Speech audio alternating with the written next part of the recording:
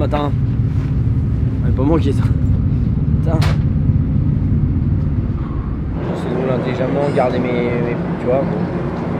Du coup, je fais une minute derrière le tour, un truc comme ça. Là. Toi, tu fais 40 secondes de JS. Non, moi je fais à 1,40 derrière toi. Donc, tu vois, 1 minute, 22 bornes. Cool. Ouais. Mais bon, c'est aujourd'hui qu'il faut être solide. Yes. Un glem. Très bien. Hop là, vas-y. Hop là. Imagine toi pas ça fait une semaine que vous êtes là, vous êtes tendus comme des crampes les gars. Normalement tu ne tires pas trop pour qu'il puisse le. Ouais, c'est bon. Ouais mais tu vois Charlie sur une chute il s'est bloqué contre le truc de gaz. Ah, il l'a pas entendu, il a fait des mains, il a cramé, après, là, il a cramé le démarreur. Tu peux le mettre un peu plus droit. Celui-là tu peux le mettre un peu plus après le côté là. Ouais mais enfin bon, c'est pas Sarah, il est en bonne position là. Il est pas pareil.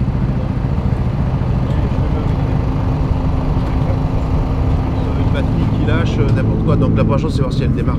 Et tu vois là faut qu'on se recale un peu parce qu'en fait il aurait fallu qu'on le fasse tout de suite, tu vois. Ouais. On a ça, on a les codes à rentrer dans les tablettes. Bon après les motos elles sont faites depuis la veille, il n'y a pas de raison, tu vois, mais bon voilà quoi. Sinon il faut aller chercher le petit booster pour les démarrer. Mais c'est pas, tu vois, tu commences mal la journée déjà, tu vois. Le booster pas scooter, le booster pour démarrer les batteries. T'as compris la petite différence, la petite nuance. Et oui. Moi j'aurais peut-être mis là, tu vois. C'est le gars la capsule de gaz accessible. Qu'est-ce que t'en penses là? J'en pense. T'en penses pas moi? J'en pense. Pas moi? Un régulateur vitesse. Oh, code English. You know, speed limiter. Putain, moi je sais le dire ça. Primeiro dia de rally, uma sensação muito boa. Vamos iniciar o Dakar, que é um sonho, né? Trabalhei muito para estar aqui, treinei muito para estar aqui, então é um sonho adiado. Já era para ter vindo em 94, depois, né? Era para ter vindo em 25, não deu certo. E 26 estamos aqui. Estou me sentindo bem. Primeiro dia, passar um dia após o outro, vamos ver como é que fica, como é que vai se desenrolar a prova. Il y a un peu la pression, premier départ, premier jour de course, donc t'as toujours, je sais pas, j'arrive pas trop à le décrire, ouais, je pense que c'est un peu du stress. Mais ça va, on est confiant, on a bien travaillé pendant 8 mois, donc physiquement, mentalement, on va assurer, parce que les premiers jours, je pense qu'il faut prendre le temps, qu'on a 12 jours de course, donc on va pas faire des miracles le premier jour. Donc l'objectif final, c'est que les 4 motos soient à l'arrivée. Charlie il a un plus gros défi que nous avec sa jambe, donc je lui souhaite de faire attention parce que c'est pas évident de partir 2 mois après un tibia péroné, donc on va être avec lui et je pense qu'il est fort dans sa tête, donc ça va le faire. Tu mets pour la moto? ça va pas mal pour s'ennuyer. Et vous êtes deux gros saucissons, l'autre il fait des slips en taille S là. Lui il marque le nom sur sa casquette alors que t'as marqué Ludophore à ce côté. On me piquera pas aussi. 2 Là, fois je suis la en train même de me faire casquette. On me piquera pas 2 fois la même casquette. Est-ce que pas d'arriver? C'est sûr. Là je suis en train de me faire emmerder pour la couleur de mes jambières. Très bien mes jambières. Pour aller à la pêche. C'est un léopard de l'armée. Ah oui. Pour aller à Tu as la vu un pêche. léopard à l'armée? Un léopard comme ça, un peu comme l'armée. Là, il a un peu ton léopard. Léopard des copines quoi. Laissez-moi tranquille. Vous voulez qu'on parle des copines? Pour la pêche à la mouche. Et Vous voulez qu'on parle des copines? Charlie. Loïc! Tu le veux comment? Tu le veux comme ça? Tu le veux comme ça? Tu le veux comme ça? Charlie, Airbest. Ouais. Tu veux comment? 45 degrés? Je te le mets à l'envers. Je te le mets à l'envers. Not so much sleep, but I'm really happy. I'm glad. I'm ready for go to WAR today. I'm feeling good. Yeah, I have a good feeling. Ça va, j'ai un peu mal à la jambe mais moins qu'hier donc c'est de bon signe je pense. Et puis voilà, hein, 320 km là, faut le rassurer. Ça va durer, ça va bien durer 4-5 heures à mon avis la spéciale là, donc peut-être même 6. Oh, 4, 5. 5. On va assurer, on va rentrer sans chute. Et puis voilà, faut qu'on passe les jours, on passe les journées étape après étape sans se blesser. Plus parce que j'aurais pas le droit à l'erreur. Fatigué. Réveillé à 5 h là, ça tape un peu. Les médicaments que je prends là, ça m'empêche un peu de dormir. Donc bon, pas facile. Faut que je prenne le rythme en fait. Je pense que dans 2-3 jours ça ira mieux, mais là ça fait beaucoup de changements et c'est vrai que le corps il comprend pas. Ça fait souvent ça.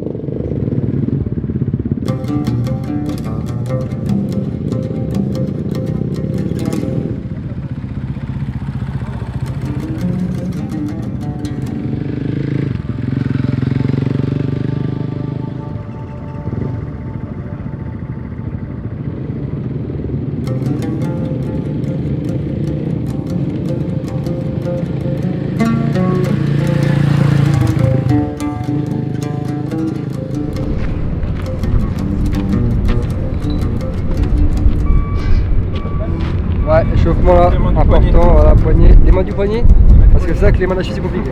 Les mains de la cheville ça se passe mal. Voilà. Trouve une balle toi. Ah si, Les il y en a là. coudes, toujours les coudes, comme ça, comme on apprend, les coudes. Voilà. On fait les épaules. Oh, t'es chaud, t'es pas chaud. Ouais, mais attends, le baby il bouge plus que le. Tu tires mon pauvre, la balle elle part même pas. Ouais, les roulettes, allez, commence. Ah, attends. Oh, les 2 points en direct. Voilà. Ça s'allume pas, frère. Là.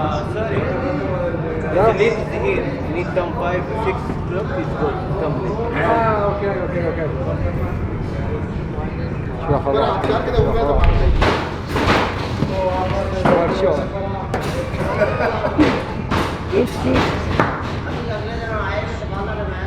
Mais bon, je vois rien là.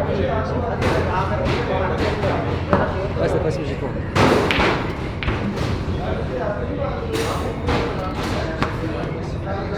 J'ai gagné.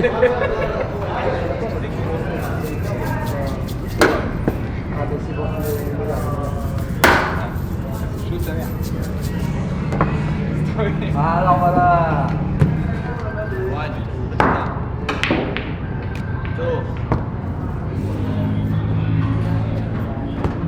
Ah ouais. Alors moi c'est Raph, donc Raph Turquet. J'ai 25 ans, je viens de Grenoble, je travaille avec Jérôme du coup dans l'atelier Universal Ride, je suis chef d'atelier là-bas. Ça fait à peu près maintenant 11 ans que je connais Jérôme. Je bosse avec lui depuis un peu plus de 10 ans. Du coup je l'accompagne souvent sur les courses, surtout du coup pour le Dakar et le rallye du Maroc. C'est la deuxième fois que je fais le Dakar avec lui et on a déjà fait 2 Maroc ensemble aussi. Le Dakar par rapport au rallye du Maroc, c'est sûr que c'est plus impressionnant parce que déjà la durée elle est 2-3 fois le Maroc. Après la mécanique reste plus ou moins la même chose à faire, sauf que c'est plus sur la durée tout dépend ce qui casse sur la moto parce qu'on sait bien que notre sanglier il aime bien revenir avec des trucs pétés. Mais globalement, il y a un peu plus de pression pour le Dakar quand même parce que c'est quand même une plus grosse course et puis c'est le Dakar quoi. Mais ça reste de la mécanique qui est cool et puis l'environnement est sympa quoi. Moi je connais Charlie depuis le Maroc 2023. Il le faisait pas en moto, il le faisait en voiture, enfin en buggy il me semble. Du coup j'ai un peu connu toute l'équipe comme ça. Et puis du coup là avec l'équipe ça se passe nickel. Cette année on est parti avec eux pour le Dakar. On a une bonne entente, c'est cool, il y a vraiment une bonne ambiance, on kiffe la musique, c'est cool. Du coup le matin on se réveille en même temps que les pilotes, enfin moi je me réveille en même temps que GG. Je l'aide à un peu préparer ses affaires, je lui prépare son eau avec la boisson, je marque les notes sur la moto, je prépare la moto, ce qui reste à préparer de la veille, mais normalement c'est tout fait, mais on la débâche, on la fait chauffer, on met les notes, on prépare la cale pour les liaisons, etc. Après on va déjeuner ensemble. Une fois qu'on a fini de déjeuner, on revient, il finit de s'habiller, de se préparer. Je l'aide à mettre ses petits trucs sur les mains, je fais un peu la nounou quoi. Et une fois qu'il est parti, nous on fait les bricoles qu'il y a à faire à l'atelier, on nettoie le paddock, on range les outils, on prépare les pneus pour mettre sur la journée du lendemain. S'il y a à bouger, on a le transport à faire, donc si on change de bivouac, on passe une bonne partie de la journée sur la route. Et après, installer le bivouac. Alors s'il casse rien et que tout se passe bien et qu'il n'y a pas de problème sur la moto, en général, j'ai 1 heure et demie de mécanique, en comptant le démontage, le nettoyage, le remplacement des filtres à air, l'huile, etc. Un bon contrôle pour voir s'il y a rien, si tout va bien. Et le passage à l'essence évidemment et test de la moto. J'ai fait quelques courses en tant que mécanicien de 24 heures, le 24 heures du Mans, le Bol d'Or, etc. Mais je ne m'imaginais pas qu'un jour on puisse faire un truc pareil, quoi. Je fais une petite dédicace à toute l'équipe Universal Ride parce que je sais qu'ils nous suivent de près, et à mon père parce que je le remercie pas assez et je sais qu'il est à fond derrière nous et c'est super cool.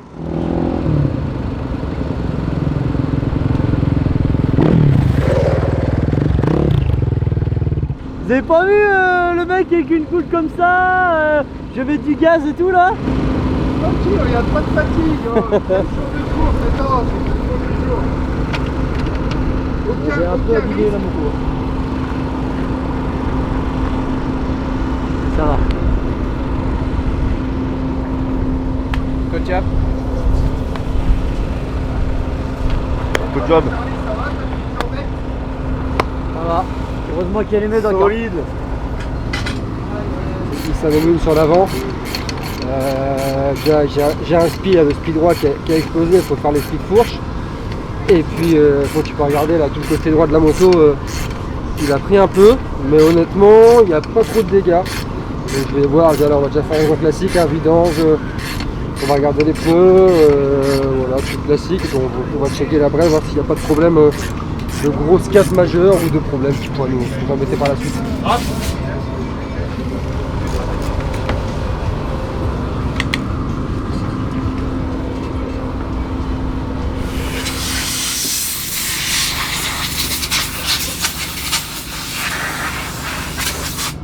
C'est un peu gonflé quand même, hein.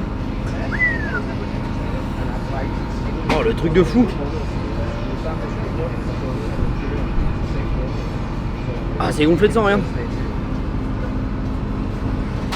Oh, le truc de fou. On va aller au kiné, hein. On va aller au kiné. Ah. La journée fut longue et rude. Mes pilotes ne sont pas encore rentrés, donc pour avancer, je file un coup de main à Louis sur la moto de Charlie.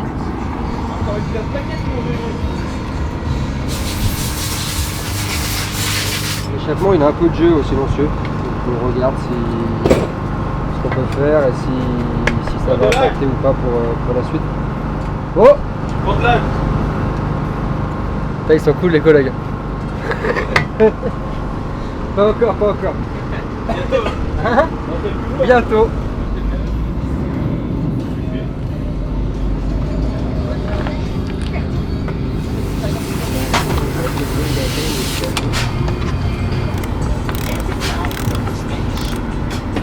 Bon, la journée d'aujourd'hui c'est plutôt bien passé. Je vous avoue que je craignais quand même pas mal les 300 km de spécial et les 500 en tout aujourd'hui. Bon, c'est sûr que c'est pas sur les liaisons que je m'abîme en fait, hein, ça va, mais même avec la vibration, je savais pas ce que ça allait donner. Donc les 100 bornes de ce matin, ça allait. Je suis arrivé au départ de la spéciale, je boitais pas mal. Je suis parti vraiment en roulant un peu sur les œufs et je suis parti loin. Je suis parti dans les 5,48 ce matin. Moi, j'ai l'habitude de partir toutes les minutes. Et le mec devant moi, il roule comme moi ou plus vite que moi. Et le mec derrière, un tout petit peu moins vite. Et souvent, je roule 200, 300 km tout seul, hein, des fois.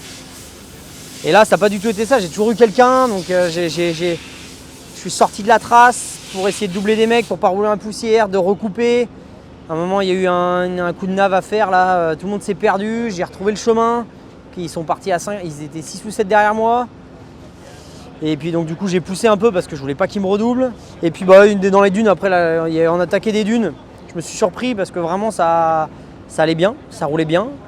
En fait dans les dunes, mon niveau descend pas énormément. Et je m'en suis mis dans des belles dunes magnifiques et d'un coup ça descendait. Et franchement dans G3 je pense qu'on n'était pas bien sur la trace.